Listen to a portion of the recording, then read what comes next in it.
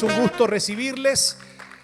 Y allá por el capítulo 5, 6 y 7 del Evangelio de Mateo, vemos a Jesús exponiendo un sermón maravilloso, proporcionándonos unas enseñanzas gloriosas que Jesús mismo se encarga de decir que si nosotros obedecemos lo que Él acaba de enseñar en dicho sermón, nuestra vida de fe tendrá un fundamento tan fuerte, tan glorioso, que nada ni nadie podrá destruir nuestra casa.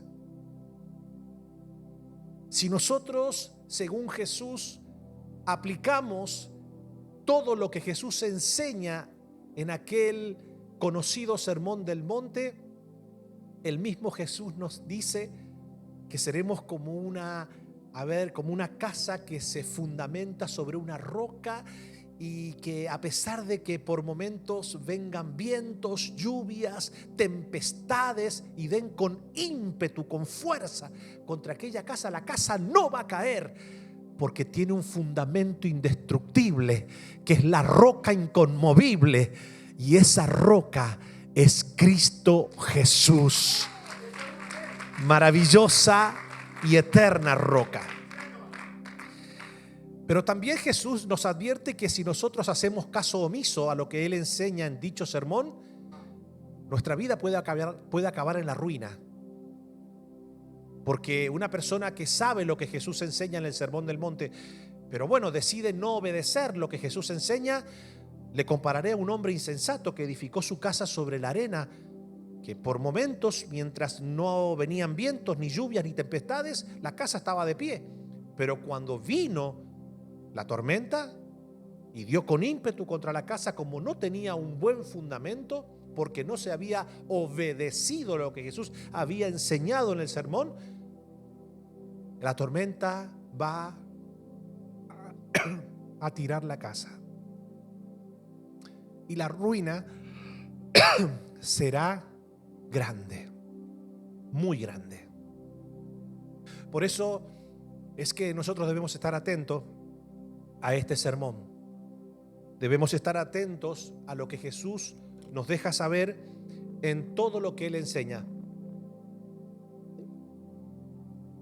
¿Por qué? Porque Jesús mismo nos dice: si escuchan y si obedecen, su vida siempre permanecerá de pie, victoriosa, indestructible, por creer y obedecer lo que aquí les enseño. Y en dicho sermón, Jesús comienza hablando de las bienaventuranzas, de las cuales he predicado durante varios jueves, y cada una de esas bienaventuranzas, cuando son obedecidas, tienen una recompensa sobre nuestras vidas. Y nos quedamos en la novena bienaventuranzas, que tiene que ver con la habilidad que Dios nos permite a nosotros tener como cristianos de permanecer firmes en la fe, a pesar de que por momentos tengamos que pasar momentos de persecución por causa de nuestra fe. La fe es gloriosa, sí. Es hermosa, claramente que sí. Por la fe nosotros nos podemos acercar al Señor y ver su gloria, ver su poder en nuestras vidas. Obviamente, de hecho, la Biblia dice que sin fe es imposible agradar a Dios, y que toda persona que se acerca a Dios debe creer que Él existe, que le hay, y que Él es galardonador de los que le buscan. La fe claramente es lo que Dios contempla en nuestras vidas para mover su mano de gloria y de poder. Sin embargo, este caminar de fe a veces nos presentará momentos difíciles, como quizás alguno de ustedes pueda estar pasando en este momento. Se encuentra tal vez en una situación compleja, adversa. Quizás usted está viviendo lo que Jesús nos enseña. Están corriendo los vientos contrarios, están descendiendo tormentas sobre su vida, sobre su casa, y por allí uno se atribula y piensa: ¿dónde está Dios en medio de esta circunstancia adversa que estoy atravesando, en medio de esta persecución? ¿Dónde está el Señor? No, el Señor está en la roca inconmovible que es Cristo, el Señor claramente que no se ha perdido. Somos nosotros los que debemos permanecer firmes en Él, aún en medio de la adversidad, en medio de la persecución, porque el Señor dice que Él es el que nos protege, Él es el que nos cuida y Él es el que nos saca victorioso aún de las persecuciones y de las adversidades más difíciles. Entonces, la persecución es parte de nuestra vida cristiana. No es que toda la vida vamos a vivir perseguidos, pero son momentos en que vamos a tener que experimentar la persecución. A veces la persecución viene por causa de nuestros valores cristianos. Por ejemplo, hoy estamos atravesando momentos muy críticos en esta nación. También lo podemos contemplar en Canadá y en muchos países de Europa. Los derechos humanos, que por regla general, si son derechos humanos, tendrían que solamente limitarse a las necesidades naturales de la humanidad, ¿sí o no? Si son derechos humanos, no podés extralimitarte de los derechos que son naturales, humanamente hablando. El derecho a la comida, ¿sí o no? El derecho a la no explotación, el derecho a la no discriminación por causa de tu color de piel o de tu raza, ¿sí o no? Pero bueno, los derechos humanos se han ido incorporando de manera muy misteriosa dentro de las entidades políticas y están evadiendo todo tipo de democracia y se están imponiendo y están promocionando. O sea, no se están ocupando de los derechos naturales de la humanidad como derechos humanos, sino que están introduciendo sus propias ideologías, que no tienen nada que ver con derechos naturales científicamente comprobados dentro de las necesidades humanas. Entonces, hoy se están introduciendo ideologías dentro de los parlamentos, dentro de lo que son las leyes que rigen la conducta social de una nación. Y nosotros tenemos valores. El cristianismo se fundamenta en Cristo y Cristo está fundamentado en la palabra y la palabra tiene valores bien establecidos. Y dentro de esos valores nosotros tenemos el valor de la familia, tenemos el valor de la genética, tenemos el valor de la creación. ¿Me siguen hasta aquí? Y dentro de esos valores nosotros tenemos libertad constitucional. Más allá de la libertad que nos proporciona la palabra de Dios, nosotros tenemos libertad constitucional.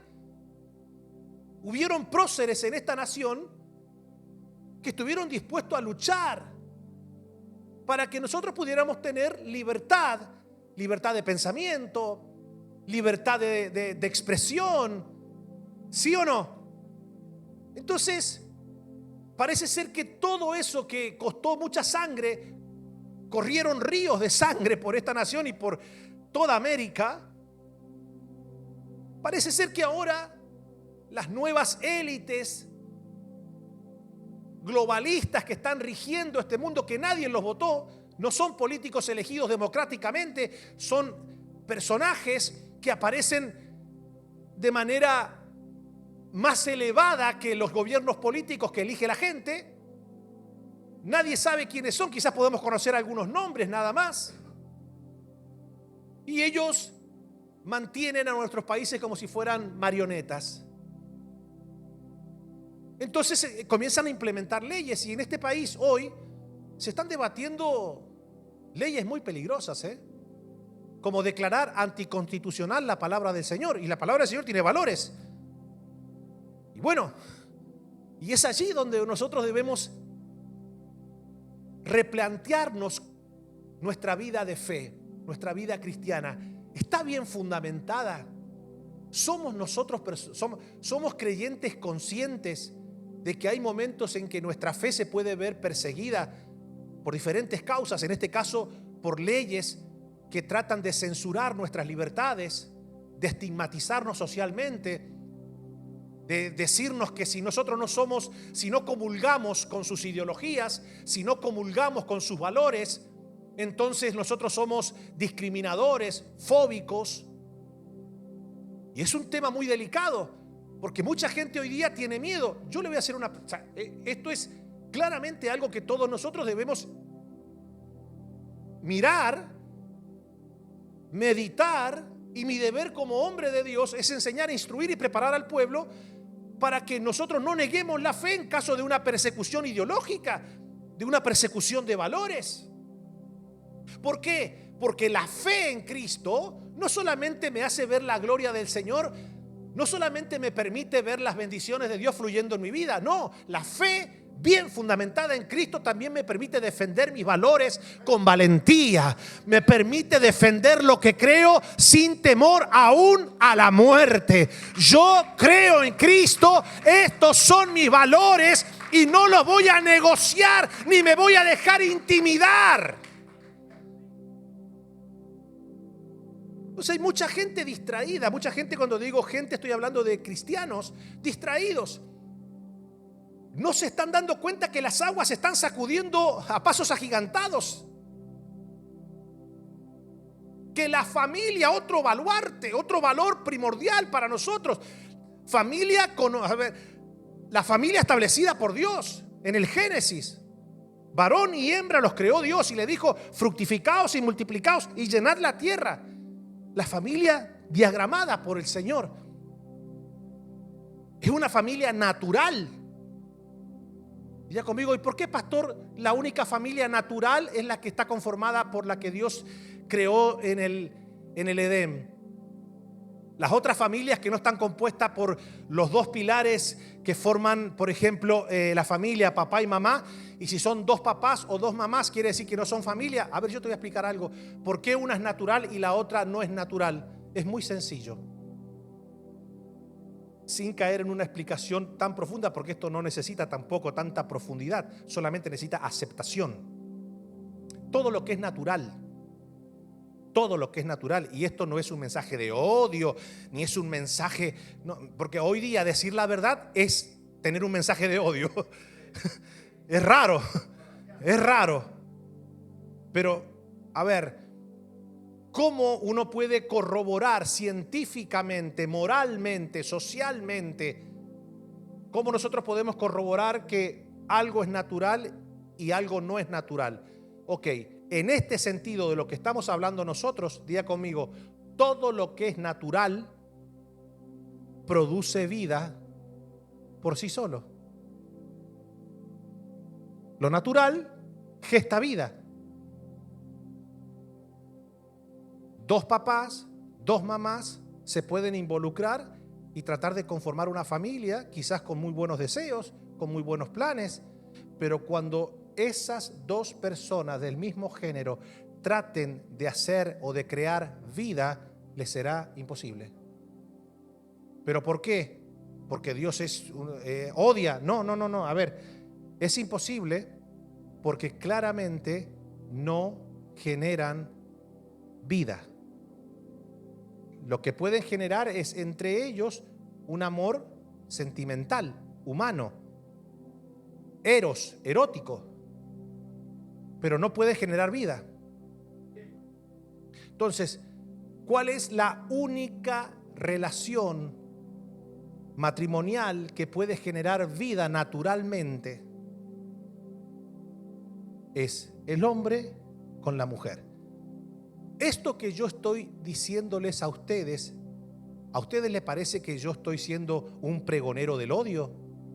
Solamente estoy dando una explicación natural, científica.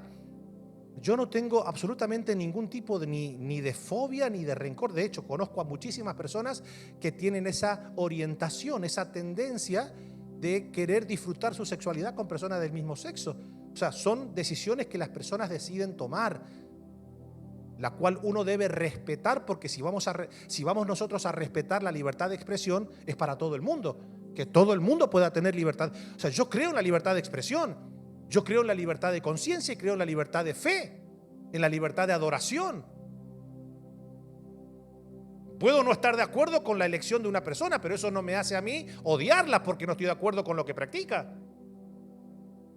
Ahora, tampoco me vengas a decir a mí que porque yo no estoy de acuerdo con lo que tú practicas, ahora soy un emisario del odio.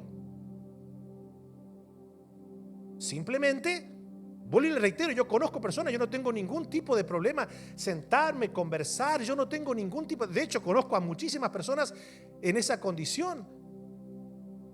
No soy una persona que le va a dar vuelta la cara, ni que si me vienen a dar un abrazo le voy a decir, ay, no me toques que me contamino, ni nada por el estilo. No, sí, porque hay gente, la fobia no tiene que ver con que tú hables la verdad, la fobia tiene que ver con que tú rechaces a una persona por su condición, que la odies, que la maldigas. Yo no maldigo ni odio a nadie.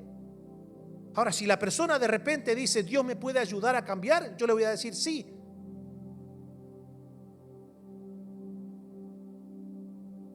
Y si una persona que venga en esa condición y entre por esa puerta y me diga, pastor, yo tengo esta condición, ¿yo me puedo congregar con ustedes? Claramente las puertas están abiertas. Porque si yo me pusiera a seleccionar quiénes pueden entrar y quiénes no, entonces va a decir, bueno, pero vos no me dejás entrar a mí porque tengo esta orientación, pero dejás entrar a este que se droga, o dejás entrar a este que es un adúltero, o dejás entrar a este que es borracho, o dejás entrar a este que es chismoso, o dejás entrar a tu suegra, un montón de cosas te pueden decir. Yo no puedo andar discriminando. Todos venimos aquí. Y aquí dejamos que la palabra del Señor sea la que nos eduque, la que nos forme, la que nos ayude a llevar una vida de acuerdo. Porque todos vinimos con diferentes razones, ¿sí o no? Todos vinimos en diferentes condiciones. Imagínense que Dios, yo todavía no conozco a ninguna persona que diga, estoy demasiado enfermo, no voy a ir al hospital. Pero ya le dije al médico, cuando yo me mejore, cuando salga de todas estas enfermedades, allá me tiene que esperar. Se supone que una persona cuando está enferma va al hospital. Jesús mismo lo dijo. Los sanos no tienen necesidad de médico, son los enfermos. Los pecadores, los que se creen santos, que nunca han pecado, que nunca han fallado en la vida, esas personas no necesitan salvación porque se creen que son personas perfectas. ¿Quiénes son los que necesitan la salvación? Los que pecaron, los que necesitan que alguien los redima, que alguien los perdone. Y ese es el Rey de Gloria. El Rey de Gloria es Cristo Jesús. Él vino a sanar a los enfermos, a salvar a los perdidos. Pero bueno, en este caminar de fe habrá momentos de persecución y la iglesia debe despertar. Aparte, la persecución claramente Dios no la permite porque, tenga ganas de vernos correr, así como una especie del coyote con el correcamino. ¿Me entendés? Como que Dios y te le dice, corre, corre, corre, corre. ¡Ah! No. O sea, todo lo que Dios permite tiene un propósito, tiene una enseñanza. Diga conmigo, all that God permit have.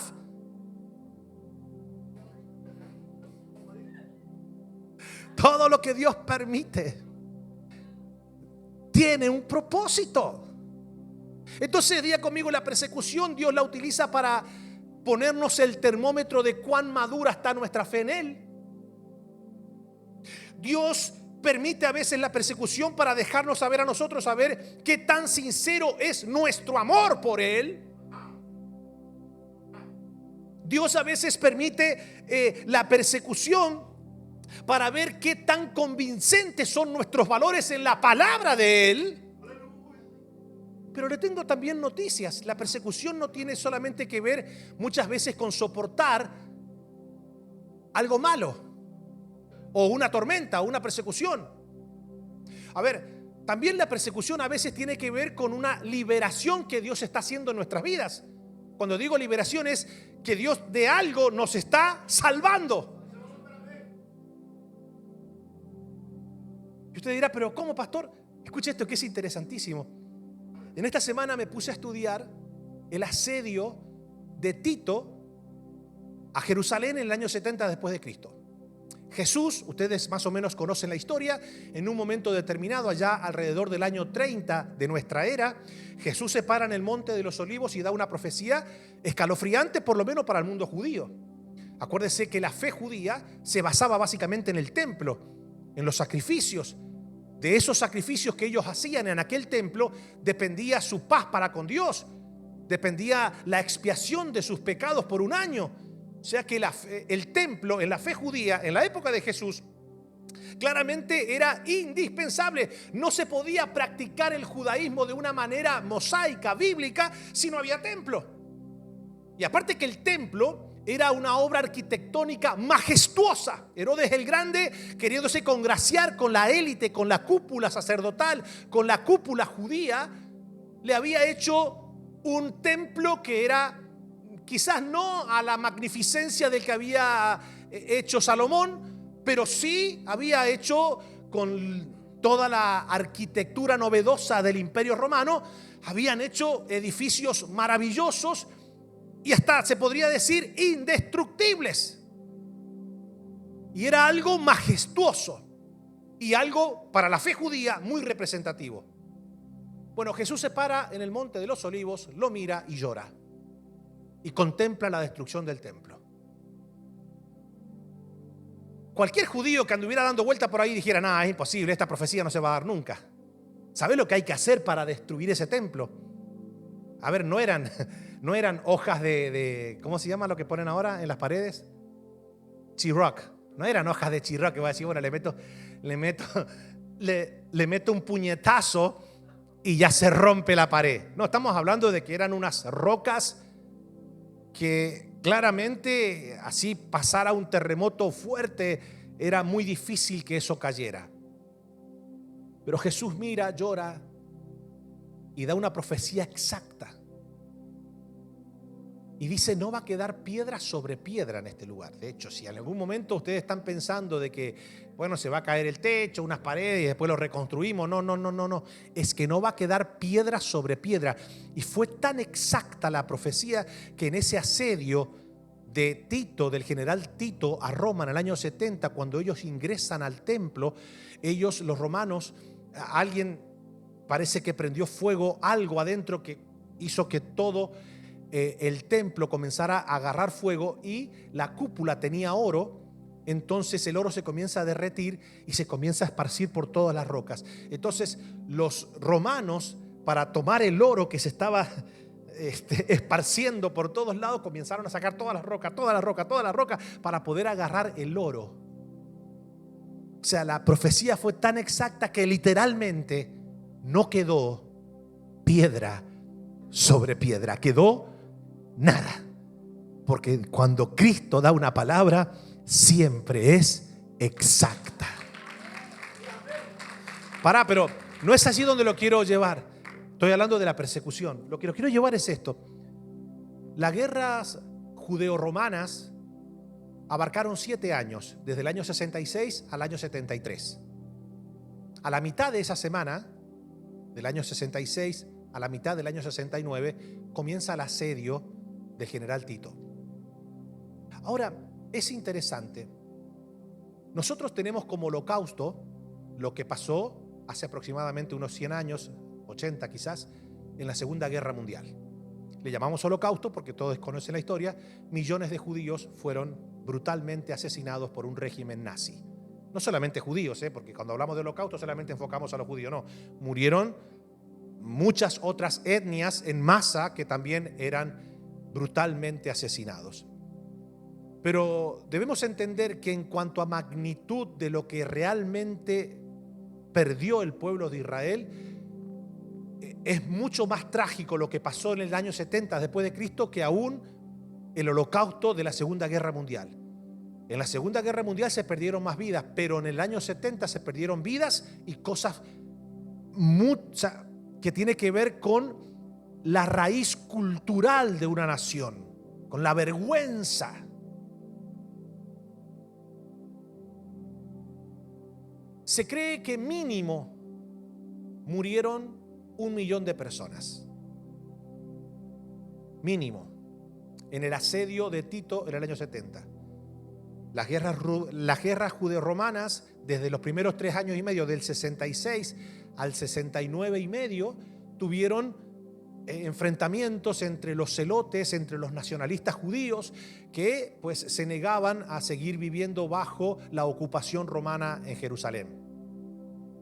En un momento determinado, en una de esas últimas guerras, en el año 69, Israel vence a las tropas romanas y salen huyendo. Entonces, en ese momento, Israel se pronuncia independiente. Se pronuncian que ellos han recuperado la soberanía sobre su tierra. Y estaban tan contentos que ellos no pensaron que tan rápidamente, en menos de 4 meses, toda la ciudad iba a ser sitiada. Y ahí no iba a haber escapatoria. Hay una palabra muy buena en la Escritura cuando dice, cuando digan paz y seguridad, les sobrevendrá el mal de repente. Ellos estaban confiados, le ganamos a los romanos. No sabían que tan rápidamente Tito se iba a encargar de provocar, desde mi punto de vista, con los conocimientos históricos que el Señor en su gracia me ha permitido tener, con preguntas a otros historiadores, desde mi punto de vista, no hay un acontecimiento más terrorífico que lo que pasó en aquel año 70 después de Cristo. Por eso que Jesús dijo, esa tribulación que van a vivir ustedes no se vio nunca, ni se volverá a ver jamás. Después le voy a dar algunos detalles de lo que realmente estaba pasando allí. No se vio nunca, ni se volverá a ver jamás. Flavio Josefo es un historiador clásico. No tiene que ver que era cristiano ni nada por el estilo. Era solamente un historiador que fue testigo ocular de lo que estaba ocurriendo en Jerusalén en aquel entonces. Y él solamente describe las atrocidades que se estaban viviendo en ese momento. ¿Los estoy aburriendo? Porque quiero educarlos en este aspecto. Porque la gente muchas veces se deja guiar por los fenómenos que van saliendo por las redes sociales y todas esas palabras proféticas que Jesús menciona en el libro, o la primera parte de lo que Jesús menciona en Mateo 24, cuando habla de esa tribulación, está hablando de esa tribulación, de lo que iba a pasar el pueblo de Israel. Y Jesús mismo dice, no pasará esta generación sin que todo esto que yo les digo acontezca. Jesús se lo dice en el año 30, una generación bíblica son 40 años y esto ocurrió en el año 70. Exacta la profecía. Lo que pasa es que la gente lo lleva para estos días. Dice, no, mira, hay guerra, hay rumores de guerra. Lo que está hablando Jesús es de ese tiempo, de cuando los discípulos le preguntan, Jesús dice, no veo piedra sobre piedra, la destrucción del templo, Jesús la profetiza y los discípulos le hacen una pregunta, esto que nos estás diciendo, ¿cuándo va a suceder? ¿Cuándo va a suceder qué? ¿Que va a suceder qué? ¿El arrebatamiento secreto de la iglesia? No.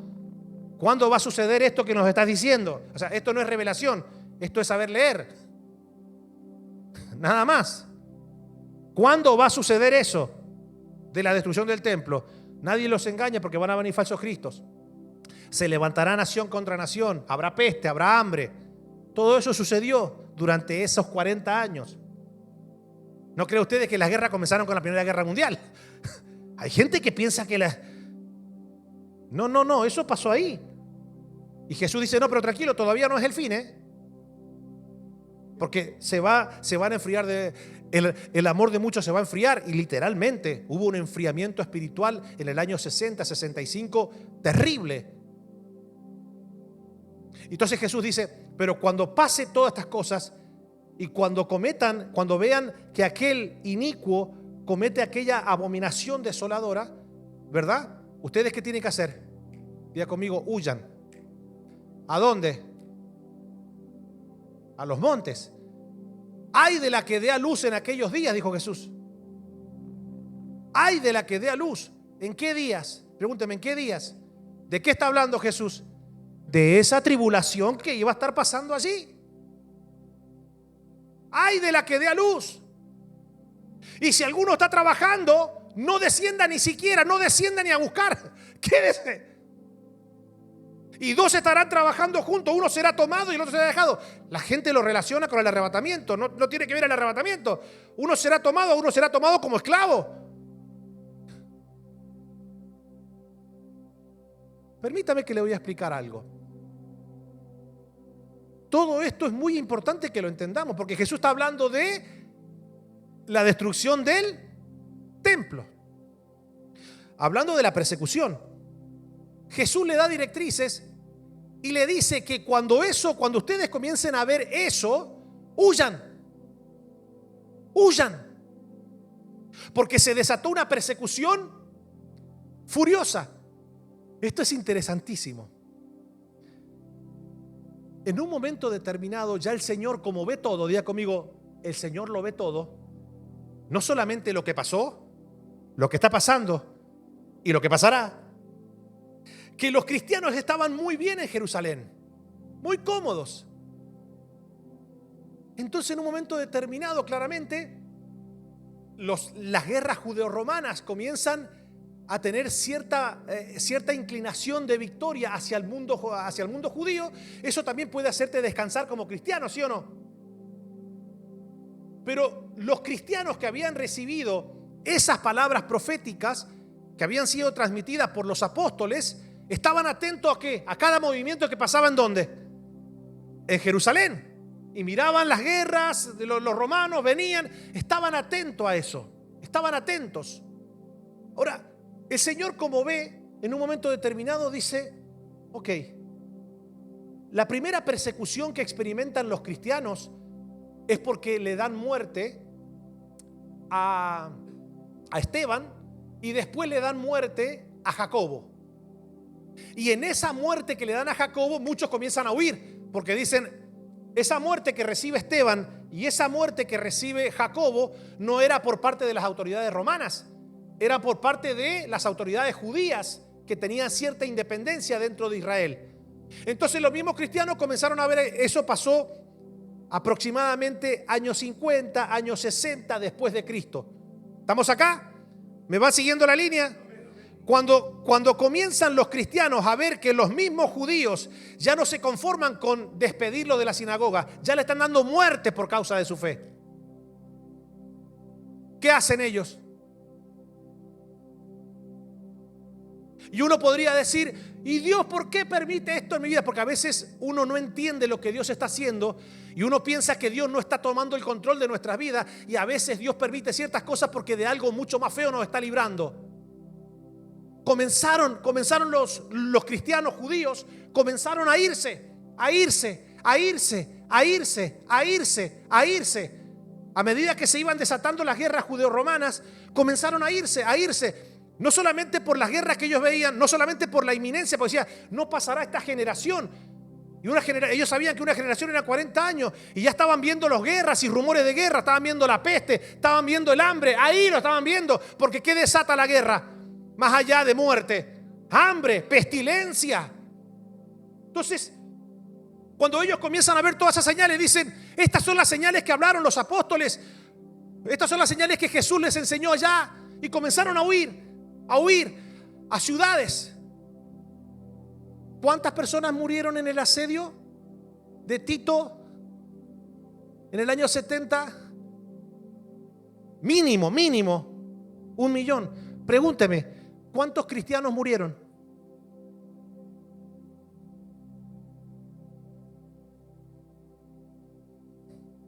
Ni uno. Porque cuando vino el asedio, ya todos estaban en otra ciudad. Dios los libró por medio de la persecución.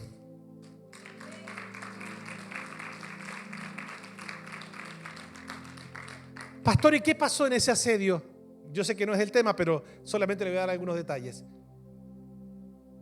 Como toda Jerusalén estaba sitiada, los romanos estaban esperando que se rindieran, pero los nacionalistas extremistas, celotes judíos, no estaban dispuestos a hacerlo. Así que muchas personas comenzaron a sufrir de situaciones muy trágicas.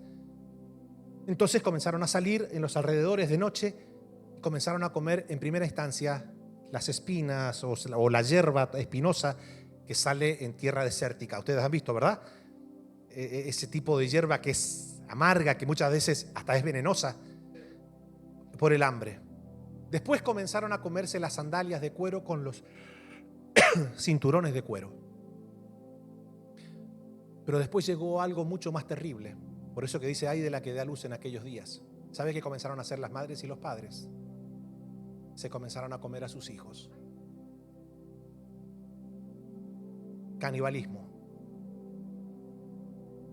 Ahora, ¿estás entendiendo un poco mejor la profecía? Yo sé que a algunos les gusta hacer fantasía de ciencia ficción con algo que es muy serio,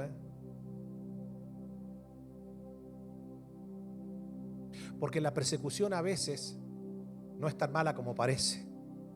A veces en medio de la persecución, de esos que tú no entiendes, pero ¿por qué Dios permite esto? ¿Pero por qué Dios permite esto? ¿Pero por qué Dios permite esto? A veces Dios, como ve el mañana, permite una persecución porque te quiere sacar de la zona de conflicto, de la zona donde Él ve que puede haber una tragedia. Él sabe lo que hace. ¿Pero por qué? ¿Por qué el Señor cerró esa puerta? Porque Él sabe lo que iba a venir. ¿Y por qué el Señor la cerró? Él sabe, por eso que su voluntad, aunque no la entendamos, siempre es buena, agradable y perfecta. La voluntad de Dios siempre es buena, agradable y perfecta.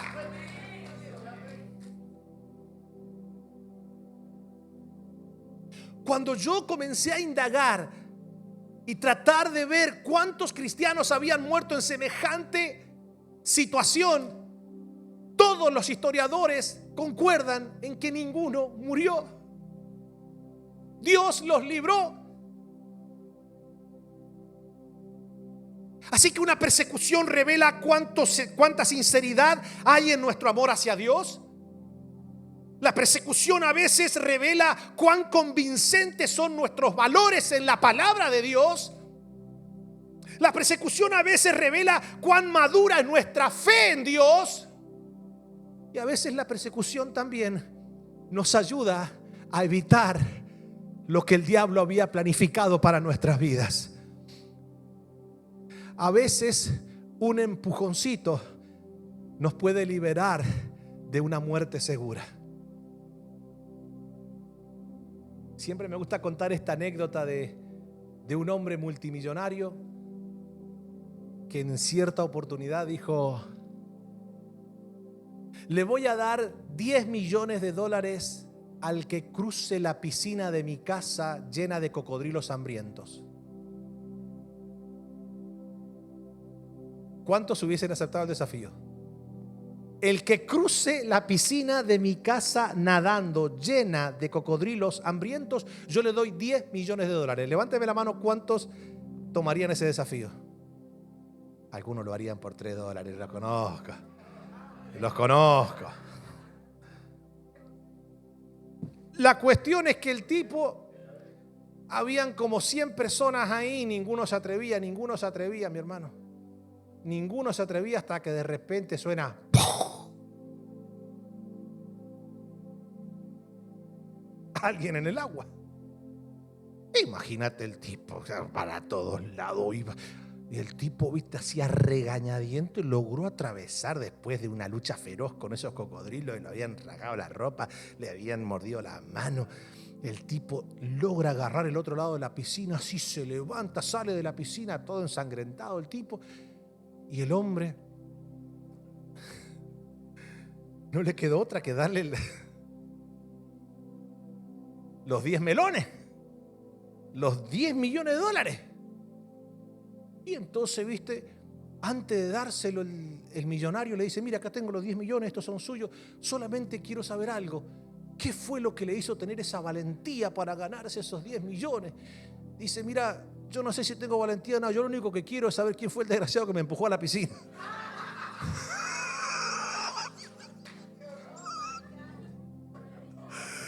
Bendito el que a veces nos empuja, que nos hace ganar $10 millones. Y bendito sea el Señor que empujó a los cristianos para que salieran de la ciudad, para no caer en el asedio de los romanos en Jerusalén. Mira, algunos están diciendo: ¿quién fue? Lo único que le falta al que lo empujó es decirle, la mitad es mía, ¿eh?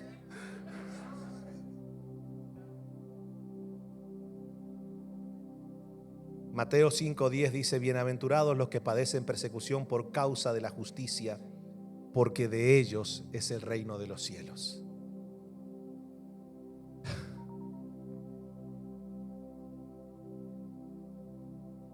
Hoy día quiero hablarles a ustedes que tal vez en algún momento pensaron de que Dios no estaba en control de su vida porque quizás la tormenta es fuerte, el asedio es fuerte,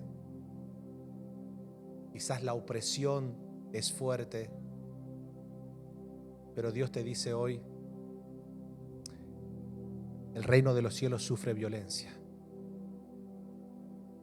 y solo los valientes son los que pueden vivir en él, caminar en él. El hecho de que alguna persecución venga a tu vida y a mi vida no indica que Dios se apartó de nosotros.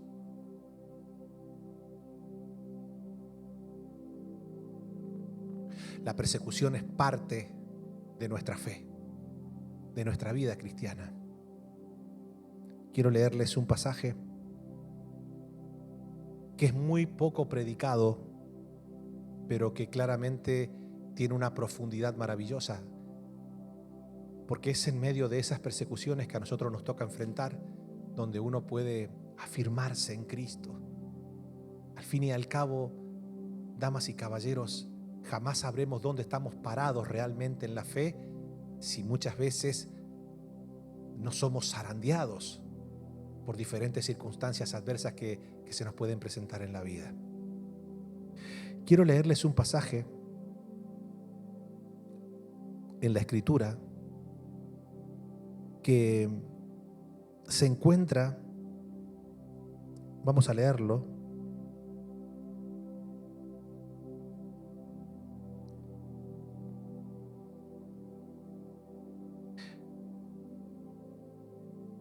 vamos a leer Romanos 8:32 al 39. Romanos 8:32 al 39, si me lo puedes poner ahí en la pantalla.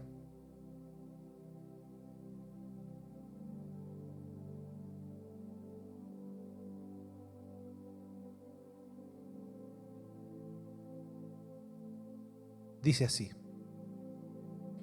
el que no escatimó ni a su propio Hijo, sino que lo entregó por todos nosotros, ¿cómo no nos dará también con él todas las cosas? ¿Quién acusará a los escogidos de Dios? Dios es el que justifica. ¿Quién es el que condenará?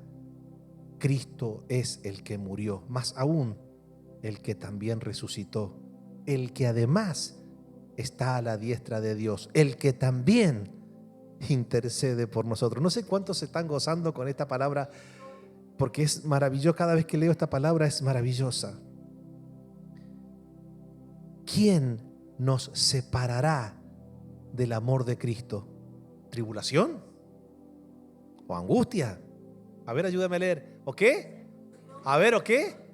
¿O persecución? ¿O hambre?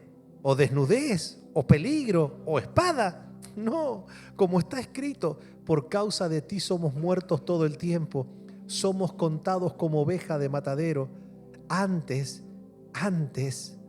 en todas estas cosas, somos más que vencedores por medio de aquel que nos amó. Por lo cual, estoy seguro de que ni la muerte, ni la vida, ni ángeles, ni principados, ni potestades, ni lo presente, ni lo porvenir, ni lo alto, ni lo profundo, ni ninguna otra cosa creada nos podrá separar del amor de Dios que es en Cristo Jesús, Señor nuestro. Vamos, dale fuerte el aplauso.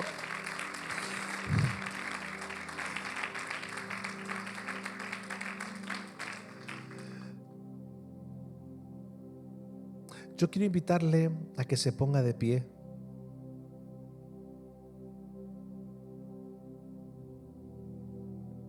Quiero orar en esta noche por las personas que tal vez están atravesando momentos difíciles en su vida. La Biblia dice que Dios nos ha bendecido, y esa bendición no implica que nosotros estemos exentos de persecuciones, de tribulaciones, de momentos difíciles.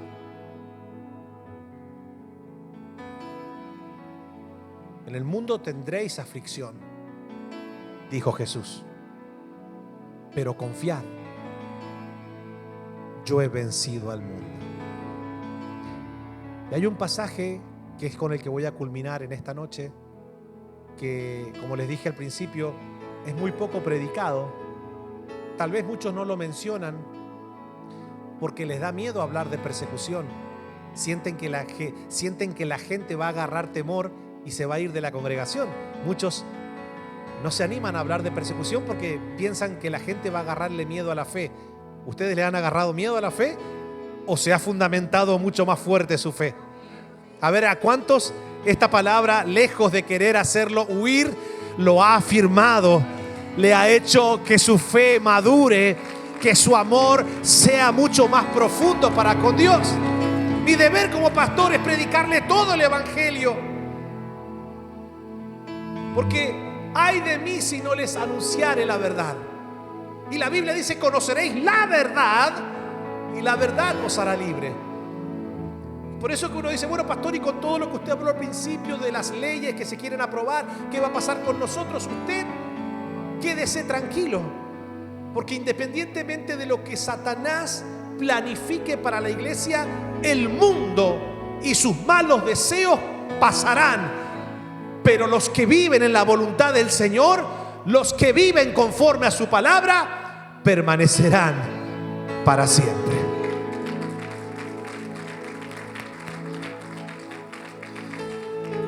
Y este pasaje para mí es uno de los pasajes más hermosos que tiene la Escritura, y no por su poesía, sino por su verdad. El Señor me ha enseñado a no tenerle miedo a la persecución. Por el contrario, la persecución me deja ver dónde estoy parado en Cristo. Y 2 de Timoteo 3:11, voy a leerle algo, porque esto es de vital importancia que todo creyente lo sepa. Si yo preguntase esta noche, ¿a cuántos les gustaría vivir piadosamente en Cristo? Levánteme la mano. ¿A cuántos dice: pastor, a mí me gustaría vivir una vida piadosa en Cristo? La Biblia dice que la piedad es una virtud celestial que claramente Dios quiere que sus hijos aprendan a practicarla. De hecho, la palabra impío significa impiedad, persona que no tiene ningún tipo de bondad, de benignidad, de benevolencia fluyendo en su corazón. Pero a Dios le agrada a los hijos que son piadosos. Y si nosotros decimos: bueno, yo quiero llevar una vida piadosa en Cristo, me parece perfecto. Y este es el pasaje que estoy seguro muchos de ustedes quizás es la primera vez que lo van a escuchar, y quizás nunca lo habían tomado de la manera que claramente la Biblia intenta plasmarlo y enseñarlo. Dice 2 de Timoteo 3:11, a ver si me ayudan. 2 de Timoteo 3:11 dice, vamos a leer del 10, a ver, ayúdame. Pero tú, Pablo, hablándole a Timoteo, le dice: pero tú has seguido mi doctrina. ¿Cuántos van a seguir la doctrina de Cristo en esta casa? A ver. Dice: has seguido mi doctrina, conducta, propósito, fe, longanimidad, amor, paciencia. Dice el 11: persecuciones, padecimientos como los que nos sobrevivieron en Jayalía o en Antioquía, en Iconio, en Listra, persecuciones que he sufrido, dice Pablo. A ver, ayúdeme, a ver. Y de todas, a ver, y de todas me ha librado el Señor. Pero mira lo que dice el 12. Y también todos los que quieran vivir piadosamente en Cristo Jesús padecerán persecución. Ya nadie quiere vivir piadosamente en Cristo. Mas los malos hombres y los engañadores irán de mal en peor, engañando y siendo engañados. No hay que engañar a nadie.